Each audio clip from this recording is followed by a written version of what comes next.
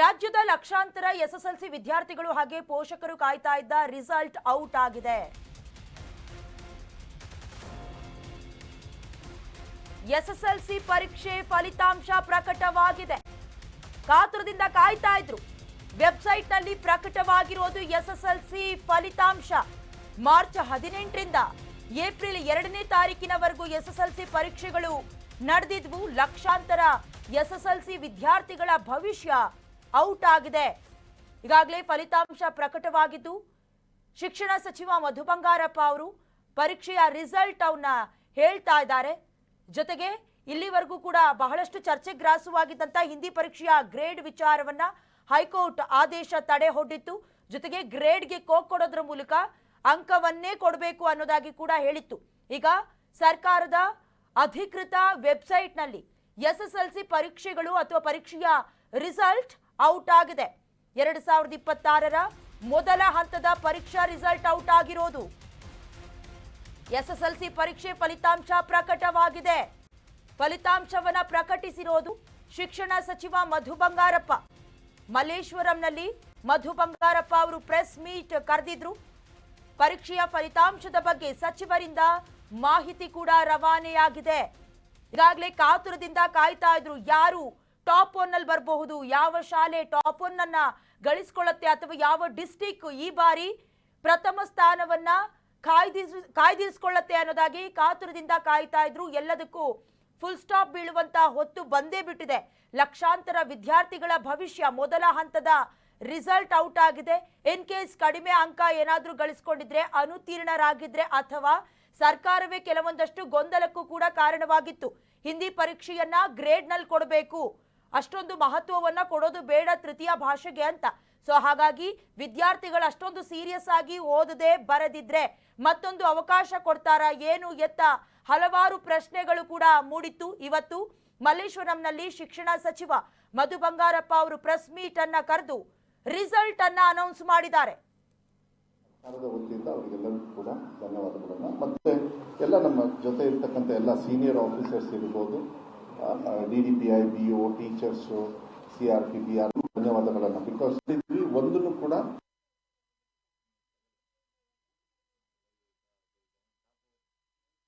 ಅವರು ಆ ವಿಚಾರಗಳನ್ನು ನಮಗೆ ಮಾಡಿದ್ದಾರೆ. ಧನ್ಯವಾದಗಳು. ಈಗ ಮಕ್ಕಳಿಗೆ 11:50ಕ್ಕೆ ಎಲ್ಲ ಮಕ್ಕಳಿಗೂ ಕೂಡ ಡೈರೆಕ್ಟ್ ಆಗಿ SMS ಮೂಲಕ ರಿಸಲ್ಟ್ ಅನ್ನ ಈಗಾಗಲೇ ಕಳಿಸಲಾಗಿದೆ. ನಾವು ಇಲ್ಲಿ ಬರೋಕ್ಕಿಂತ ಮುಂಚೆ ಅದು ಕನ್ಫರ್ಮೇಶನ್ ಮಾಡಿಕೊಂಡು ಮತ್ತೆ ಫಾರ್ ದ ಫಸ್ಟ್ ಟೈಮ್ ಮತ್ತೆ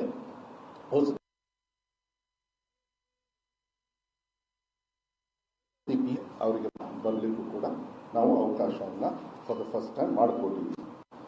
ಈ ಸತಿ 7,75,000 ಮಕ್ಕಳು 7,75,999 ಮಕ್ಕಳು ಅಪಿಯರ್ ಆಗಿದ್ರು. ಅದರೊಳಗೆ 5,790 ಮಕ್ಕಳು ಆಬ್ಸೆಂಟ್ ಆದರು. 99.2% ಎಕ್ಸಾಮಿನೇಷನ್ನ ತಗೊಂಡಿದ್ದಾರೆ ಈ ವರ್ಷ. ಮತ್ತೆ ಇವ್ಯಾಲ್ಯೂಯೇಷನ್ ಸೆಂಟರು 35 ಡಿಸ್ಟ್ರಿಕ್ಟ್ ಅಲ್ಲಿ ನಾವು ಮಾಡಿದ್ವಿ. ಈಗ ನಾನು ಸ್ಟ್ರೇಟ್ ರಿಸಲ್ಟ್ ಅನ್ನ ಕೊಟ್ಬಿಡ್ತೀವಿ. ಎಲ್ಲರೂ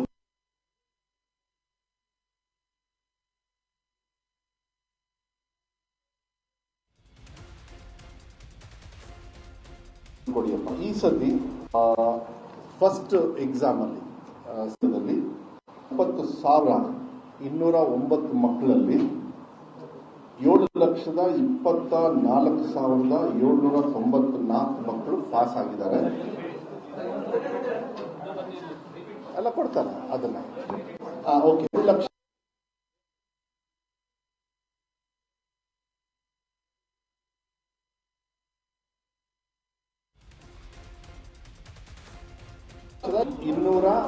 ಎಕ್ಸಾಮ್ ತಗೋತಾ ನೀವೆಲ್ಲ ಅಲ್ಲಿ ಅಪಿಯರ್ಡ್ 70,200 ಪಾಸ್ 7,24,000.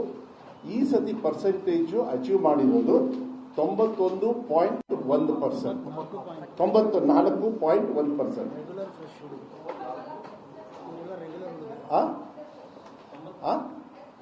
ಪ್ರೆಸ್ ನೋಟ್ ಕೊಡ್ರಿ. ಇಲ್ಲ ಇದೆ ಕೊಡಿ, ಯಾಕೆ ಬೇಗ ಬೇಗ ಕೊಡಿ. No, you should have 4 people. Soft ಕಾಪಿನೂ ಕೊಡಿ, ಮತ್ತೆ ಪ್ರಿಂಟೆಡ್ ಕೊಡಿ, ಫೈಲಲ್ಲಿ ಕೊಡಿ ಅವರಿಗೆ. ನಾನು ಕೊಡಿಸ್ತೀನಿ, ರೀಚ್ ಮಾಡಿಸ್ತೀನಿ, ನಾನು ಹೇಳ್ತೀನಿ.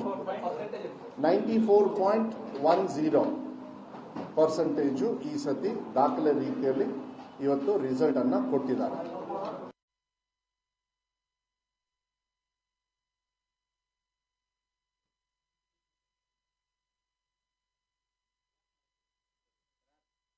ಶಾರ್ಟೇಜ್ ಮಾಡಿಸಿ ಅವ್ರಿಗೆ ಒಂದಿಸ್ತೀನಿ, ಬೇಕಾರೆ ಕೊಟ್ಬಿಡಿ ಎಲ್ಲ.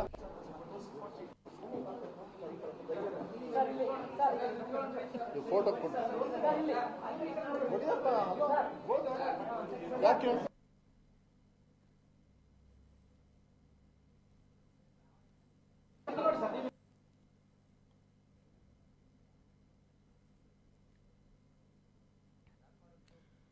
ಈಗಾಗಲೇ ರಿಸಲ್ಟ್ಗಳು ಔಟ್ ಆಗಿದ್ದು ನೀವು ಕೂಡ ರಿಸಲ್ಟ್ ಅನ್ನ ವೀಕ್ಷಣೆ ಮಾಡಿಕೊಳ್ಳಬಹುದು. KARresult.nic.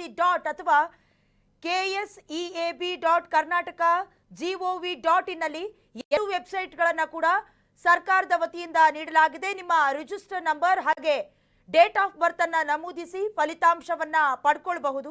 ಅಷ್ಟೇ ಅಲ್ಲ, ನೀವೇನಾದ್ರೂ ಮೊಬೈಲ್ ನಂಬರ್ ಅನ್ನ ಮೊದಲೇ ರಿಜಿಸ್ಟರ್ ಮಾಡಿದ್ರೆ SMS ಮೂಲಕವೂ ಕೂಡ ಫಲಿತಾಂಶವನ್ನ ಕಳುಹಿಸೋದಕ್ಕೆ ಶಿಕ್ಷಣ ಇಲಾಖೆಯ ವ್ಯವಸ್ಥೆಯನ್ನ ಮಾಡಿಕೊಳ್ಳಲಾಗಿದೆ.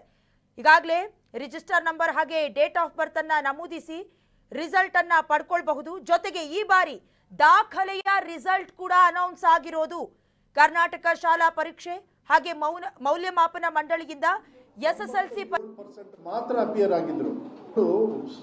ಏನೋ ತಗೋಬಿಡ್ತಾರೆ, ಎಕ್ಸಾಮು ಆಬ್ಸೆಂಟ್ ಆಗಿಬಿಡ್ತಾರೆ. ಸೊ ಈ ಸತಿ 2% ಜಾಸ್ತಿ ಆಗಿದೆ. ಅಂದ್ರೆ 2%, ಅಂದ್ರೆ ಹೋದ ಸತಿ 97% ಇತ್ತು.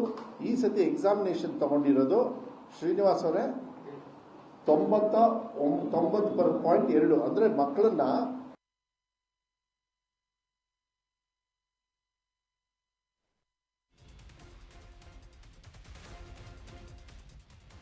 ಶಿವಮೊಗ್ಗದಲ್ಲಿ ತೀರ್ಕೊಂಡು ಹೋಗ್ತಾರೆ. ಹಿಂದಿನ ದಿವಸ ತಂದೆ ತೀರ್ಕೊಂಡು ಹೋಗ್ತಾರೆ. ಆದ್ರೆ DDPI ಮನೆಗೆ ಹೋಗಿ ಆ ಮಗುನ ಕನ್ವಿನ್ಸ್ ಮಾಡಿ ಧೈರ್ಯವಾಗಿ ಬಾರಪ್ಪ ಅಂತ ಹೇಳಿ ಎಕ್ಸಾಮಿನೇಷನ್ ಕರ್ಕೊಂಡೋಗಿ ಅವ್ರ ಜೀಪಲ್ಲಿ ಮತ್ತೆ ವಾಪಸ್ ಪಟ್ಟಿದ್ದಾರೆ. ಅಂದ್ರೆ ನಮಗೇನೇನು ನಮಗೆ ತಿಳುವಳಿಕೆ ನಮ್ಮ ಗಮನಕ್ಕೆ ಬಂದಿದೆ, ನಮ್ಮ ಇಲಾಖೆಯವ್ರಿಗೆ ಹೇಳಿದ್ವಿ, ಯಾವುದೇ ಕಾರಣಕ್ಕೂ ಬಡಿ. ಯಾಕಂದ್ರೆ 1 ವರ್ಷ ಫೇಲು ಆಮೇಲೆ ಆಗುತ್ತೆ. ಯಾಕಂದ್ರೆ ಫೇಲ್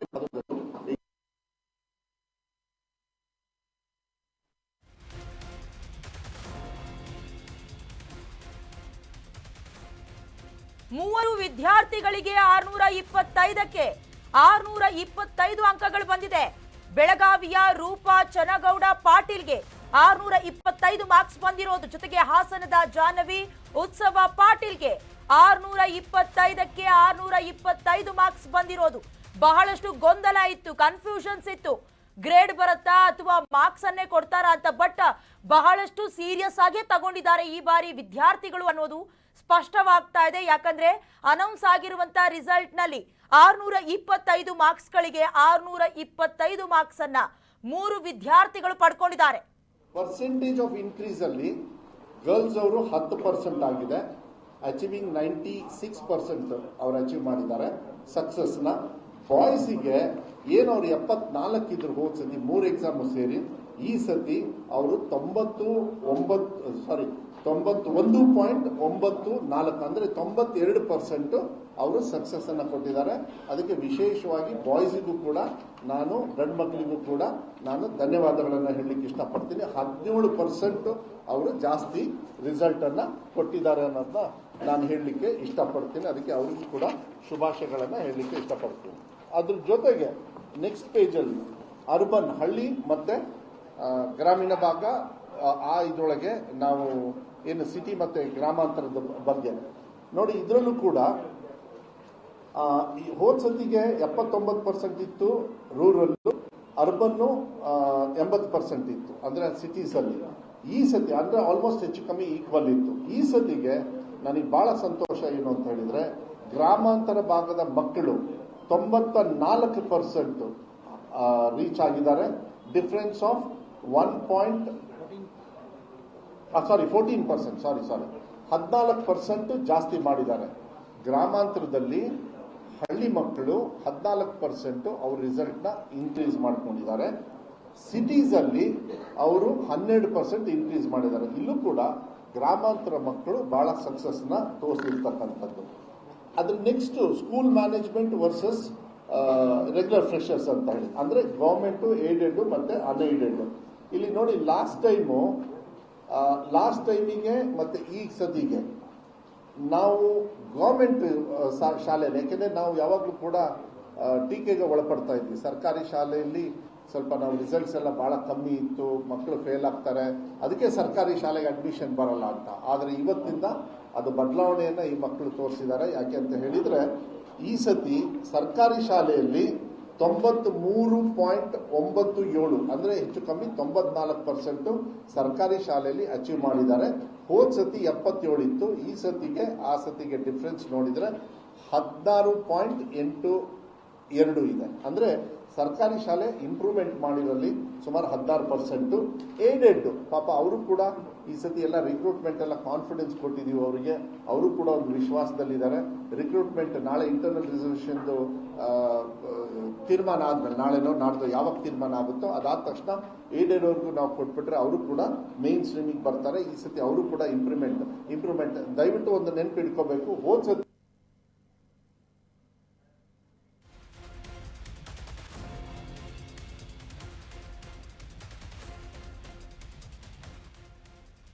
ಎರಡ್ 2025-26ನೇ ಸಾಲಿನ SSLC ಎಕ್ಸಾಮ್ ರಿಸಲ್ಟ್ ಔಟ್ ಆಗಿದೆ. ಪರೀಕ್ಷೆಯಲ್ಲಿ 91.6% ವಿದ್ಯಾರ್ಥಿಗಳು ಪಾಸ್ ಔಟ್ ಆಗಿರೋದು.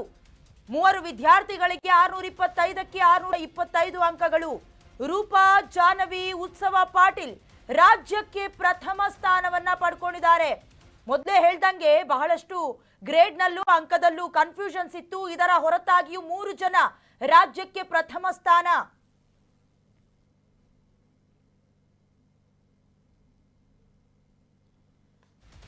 ಬಹಳಷ್ಟು ಕನ್ಫ್ಯೂಷನ್ಸ್ ನ ಮಧ್ಯೆ ಕಳೆದ ಬಾರಿಗೆ ಹೋಲಿಕೆ ಮಾಡಿದ್ರೆ ಈ ಬಾರಿ ದಾಖಲೆಯ ರಿಸಲ್ಟ್ ಬಂದಿರೋದು, ಜೊತೆಗೆ ಗ್ರಾಮೀಣ ವಿದ್ಯಾರ್ಥಿಗಳಲ್ಲೂ ಕೂಡ ಈ ಬಾರಿ ಉತ್ತಮ ಫಲಿತಾಂಶ ಬಂದಿದೆ. ನಗರ ಪ್ರದೇಶದ ವಿದ್ಯಾರ್ಥಿಗಳಿಗೆ ಕಂಪೇರ್ ಮಾಡಿದ್ರೆ ಅನ್ನುವಂತ ಮಾಹಿತಿಯನ್ನ ಕೂಡ ಮಧು ಬಂಗಾರಪ್ಪ ಅವರು ಕೊಡ್ತಾ ಇದ್ರು.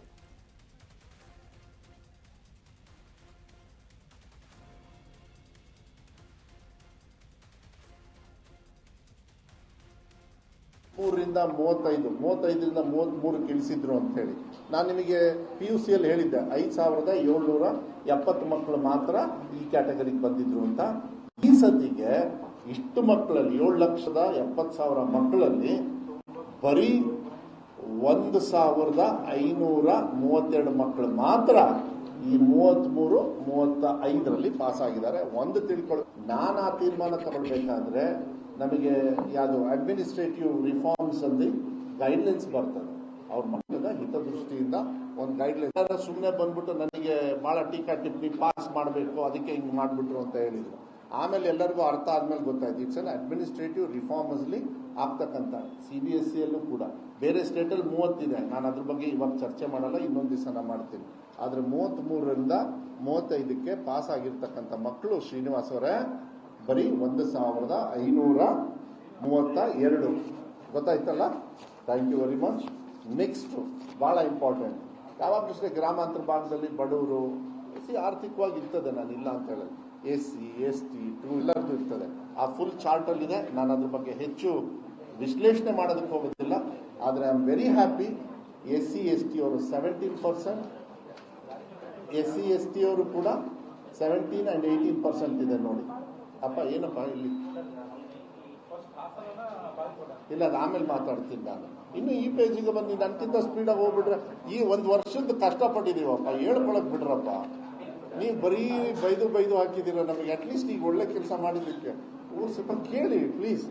ಓಕೆ ಅಲ್ಲ, SC, ST ಅವರು ಬಹಳ ಕಷ್ಟಪಟ್ಟು 17% ಮತ್ತೆ 18% ಅವರು ಹೋದ ವರ್ಷಕ್ಕಿಂತ ಇನ್ಕ್ರೀಸ್ ಮಾಡಿದ್ದಾರೆ. ಅದೇ ರೀತಿ 2A 2B ಅದೆಲ್ಲ ಇದೆ, ನಾನು ಅದನ್ನ ವಿಶ್ಲೇಷಣೆ ಮಾಡೋದಕ್ಕೆ ಹೋಗೋದಿಲ್ಲ. ಮತ್ತೆ ಬಹಳ ಸಂತೋಷ ಏನು ಅಂತ ಹೇಳಿದ್ರೆ ನೋಡಿ, ಹೋದ ಸತಿ 766 ಶಾಲೆಗಳು 100 ತಗೊಂಡಿದ್ದು ಹೌದಾ? ಈ ಸತಿ ಪಾಸ್ 100% ಪಾಸ್. ಸರ್ಕಾರಿ ಶಾಲೆಯಲ್ಲಿ ಗವರ್ಮೆಂಟ್ ಅಲ್ಲಿ 2393 ಪಾಸ್ ಆಗಿದ್ದಾರೆ. ಏಡೆಡ್ ಅಲ್ಲೂ ಕೊಟ್ಟಿದ್ದೀವಿ, ಎಲ್ಲ ಕೊಟ್ಟಿದ್ದೀವಿ. ಸೊ ಈ ಸತಿ ಹೋದ ಸತಿ 2283 ಶಾಲೆಗಳು ಎಲ್ಲ 3 ಕ್ಯಾಟಗರಿ ಏಡೆಡ್, ಸರ್ಕಾರಿ ಮತ್ತೆ ಪ್ರೈವೇಟ್ ಅವ್ರು ಸೇರಿ. ಆದ್ರೆ ಈ ಸತಿ 6176. ಆದ್ರೆ ಬಹಳ ಸಂತೋಷ ಏನ್ ಗೊತ್ತಾ, ಮೋರ್ ದೆನ್ 50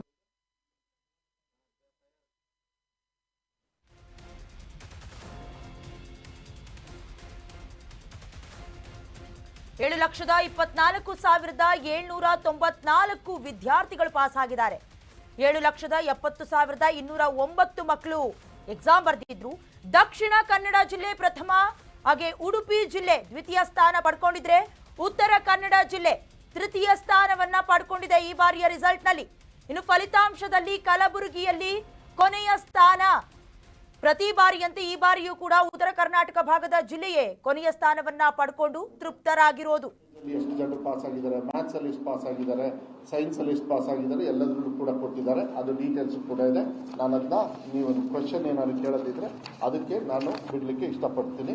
ಅದಾದ ಮೇಲೆ ರಾಜ್ಯದಲ್ಲಿ ಈ ಸತಿ 655ಕ್ಕೆ 655 ತಗೊಂಡಿರೋದು, 625ಕ್ಕೆ 625 ತಗೊಂಡಿರೋರು.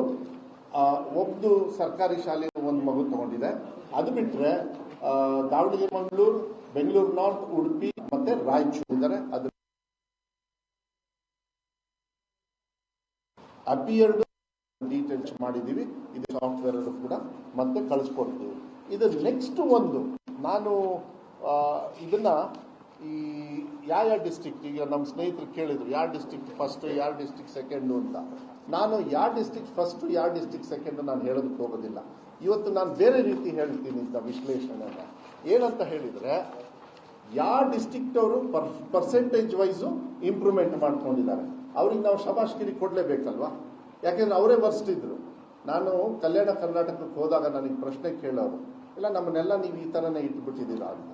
ಅದನ್ನ ಯಾಕೆ ಅವ್ರಿಗೆ ಮನಸ್ಸಲ್ಲಿತ್ತೋ, ನಮ್ಮ ಸರ್ಕಾರ ಬಂದ ಮೇಲೆ ಅಕ್ಷರ ಆವಿಷ್ಕಾರ ಅಂತ ಹೇಳಿ ಮಾಡಿ 3,000 ಕೊಟ್ಟರೆ ಅದರೊಳಗೆ 25%, 2,000 ಕೋಟಿ ಕೊಟ್ಟರೆ ಅದರಲ್ಲಿ 25% ಕಡ್ಡಾಯವಾಗಿ ಶಿಕ್ಷಣಕ್ಕೆ ಖರ್ಚು ಮಾಡಬೇಕು ಅಂತ ಹೇಳಿ. ಈ 3 ವರ್ಷದೊಳಗೆ ನಮ್ಮ ಗ್ರೋತ್ ಏನು ಅಂತ ಹೇಳಿದ್ರೆ, ಚಂದ್ರಹಾಸ್ ಅವರೇ, ಅದು ಬಹಳ ಮುಖ್ಯ. ಹೈಯೆಸ್ಟ್ ಪರ್ಸೆಂಟೇಜ್ ಇನ್ಕ್ರೀಸ್ ಮಾಡಿರ್ತಕ್ಕಂಥ ಜಿಲ್ಲೆ ಇವತ್ತು ನನಗೆ ಬಹಳ ಸಂತೋಷ. ಹೋದ ವರ್ಷ ಇರ್ತಕ್ಕಂಥ ಲಾಸ್ಟ್ ಜಿಲ್ಲೆ ಗುಲ್ಬರ್ಗ ಇತ್ತು. ಅದು ಈ ಸತಿ ಲಾಸ್ಟ್ ಬಟ್ ಒನ್ ಯಾದಗಿರಿ ಇತ್ತು. ಈ ಸತಿ 29%, 29.81% ಯಾದಗಿರಿ ಸಾಧನೆ ಮಾಡಿ ಈ ಪರ್ಸೆಂಟೇಜ್ ಅಲ್ಲಿ ಸಾಧಕರಾಗಿ ಟಾಪ್ ಅಲ್ಲಿದ್ದಾರೆ. ಗುಲ್ಬರ್ಗ 28% ಇಂಪ್ರೂವ್ ಮಾಡಿದ್ದಾರೆ. ಚಿತ್ರದುರ್ಗ 21%. ಇದು ಕೊಟ್ಟಿದ್ದೀರಾ ಈ ಶೀಟು ಇದೆಯಲ್ಲ. ಸೊ ನೀವು ದಯವಿಟ್ಟು ನಾನು ಮಾಧ್ಯಮದವರಿಗೆ ಮನವಿಯನ್ನು ಮಾಡಲಿಕ್ಕೆ ಇಷ್ಟಪಡ್ತೀನಿ. ಉಡುಪಿ, ಮಂಗಳೂರೇ ಫಸ್ಟ್ ಬ್ಯಾಂಕ್, ಅವರು ಫಸ್ಟೇ ರ್ಯಾಂಕಲ್ಲಿ ಫಸ್ಟು. ಅವ್ರು ನೋಡಿ 3.99. ಯಾಕೆಂದ್ರೆ ಅವ್ರು ಹೋದ ಸತಿನೇ 94% ಅಚೀವ್ ಮಾಡಿಬಿಟ್ಟಿದ್ರು, ಸ್ಯಾಚುರೇಟ್ ಆಗ್ಬಿಟ್ಟಿತ್ತು. ಆದ್ರೆ ಅದೇ ಪಾಪ ಯಾದಗಿರಿಯವರು 62%. ಲಾಸ್ಟ್ ಟೈಮ್ ಅಲ್ಲಿ ಸ್ಪೆಷಲ್ ಮೀಟಿಂಗ್ ತಗೊಂಡು ಅವ್ರು ಬರಬೇಕಾಗಿತ್ತು, ಎಲೆಕ್ಷನ್ ಡ್ಯೂಟಿಗೆ ಹೋಗಿದ್ದಾರೆ. ನನ್ನ ಜೊತೆಗೆ ಇಲ್ಲಿ ಬೆಳಗಾಂ ಕಮಿಷನರ್ ಕೂಡ ಕುತ್ಕೊಂಡಿದ್ದಾರೆ, ನಮ್ಮ ಬೇರೆ ಅಧಿಕಾರಿಗಳ ಜೊತೆಗೆ ಕಮಿಷನರ್ ಇದ್ದಾರೆ, ಎಲ್ಲರ ಜೊತೆ ಇದ್ದಾರೆ. ಅವರಿಗೆ ನಾವು ಡೈರೆಕ್ಷನ್ ಕೊಟ್ಟಿದ್ವಿ, ಡೋಂಟ್ ಟೇಕ್ ರ್ಯಾಂಕ್, ಅದನ್ನ ಆಮೇಲೆ ಬರೋಣ 2-3 ವರ್ಷ ಆದ್ಮೇಲೆ, ನೀವು ಮೇನ್ ಸ್ಟ್ರೀಮಿಗೆ ಬನ್ನಿ ಅಂತ. ಅದನ್ನ ಅಚೀವ್ ಮಾಡಿದ್ದಾರೆ. I am very happy. ಅವರೆಲ್ಲರೂ ಕೂಡ ಮೇನ್ ಸ್ಟ್ರೀಮಿಗೆ ಬಂದಿದ್ದಾರೆ. ರೈಟ್ ಸೈಡ್ ಕಾಲಮ್ ಅಲ್ಲಿ ನಾವು ಡೀಟೇಲ್ಸ್ ಕೂಡ ನಿಮಗೆ ಕೊಟ್ಟಿರ್ತಕ್ಕಂಥದ್ದು ಇದೆ. ಅದ್ರ ಜೊತೆಗೆ ಒಂದು ಎಕ್ಸಾಮ್ 2 ಎಕ್ಸಾಮ್ದು ಅದು ಡೀಟೇಲ್ಸ್ ಇದೆಯಾ ಬಂತ, ಅದು ಬರ್ಕೊಟ್ರ ಕೊಡಿ. ಈಗ ನೆಕ್ಸ್ಟು ನೋಡಿ, ಇದು ಲಾಸ್ಟ್ ಟೈಮ್ ಕೂಡ ನಾವು ಹೆಂಗೆ ನಮ್ಮ ಡಿಪಾರ್ಟ್ಮೆಂಟಲ್ಲಿ ನಮ್ಮ ಟೀಚಿಂಗು ಸಬ್ಜೆಕ್ಟ್ ವೈಸು ಅವ್ರಿಗೆ ಯಾವ ರೀತಿ ನೀವು ನೋಡಿ ನಿಮ್ಮ ಜವಾಬ್ದಾರಿ, ನೀವು ಯಾಕೆ ಹಿಂದೆ ಇದ್ದೀರಾ. ನಾನು ನಮ್ಮ ACS ಅವರಿಗೆ, ಪ್ರಿನ್ಸಿಪಲ್ ಸೆಕ್ರೆಟರಿ ಅವರಿಗೆ, ಕಮಿಷನರ್ಗೆ ಮಾತಾಡಬೇಕಾದ್ರೆ ಇಡೀ ರಾಜ್ಯದಲ್ಲಿ 42,000 46,000 ಶಾಲೆದು ಕಷ್ಟ ಆಗುತ್ತೆ. But I talk to them in a different language. ಅದು ಲಾಸ್ಟ್ ಟೈಮ್ ಕೂಡ ನಾನು ನಿಮಗೆ ಹೇಳಿದ್ದೆ. ನೋಡಿ, ಒಂದು ಸಬ್ಜೆಕ್ಟಲ್ಲಿ 2,000 ಏನು ಎಲ್ಲಿದೆ, ಒಂದು ಸಬ್ಜೆಕ್ಟ್ ಅಲ್ಲಿ ಫೇಲ್ ಆಗಿದ್ದು ಹೋದ ಸತಿ 15,000 ಮಕ್ಕಳು ಅದು ಕೊಟ್ಟಿದ್ದೀರಾ? ಅವ್ರು ಈ ಶೀಟ್ ಕೊಟ್ಟಿದ್ದೀರಾ? ಈ ಶೀಟ್ ಮೋಸ್ಟ್ಲಿ ಬಂದಿಲ್ಲ, ಬಟ್ ನೀವು ಬರ್ಕೋಬಹುದು ಇದನ್ನ. ಬೇಕಾದ್ರೆ ಆಮೇಲೆ ಶೇರ್ ಮಾಡಕ್ ಹೇಳ್ತೀನಿ. ಇದೊಂದು ಶೇರ್ ಮಾಡಿ ಜೆರಾಕ್ಸ್ ಮಾಡ್ಬಿಟ್ಟು ಕೊಡಿ. ಇದು ಬಹಳ ಇಂಪಾರ್ಟೆಂಟ್.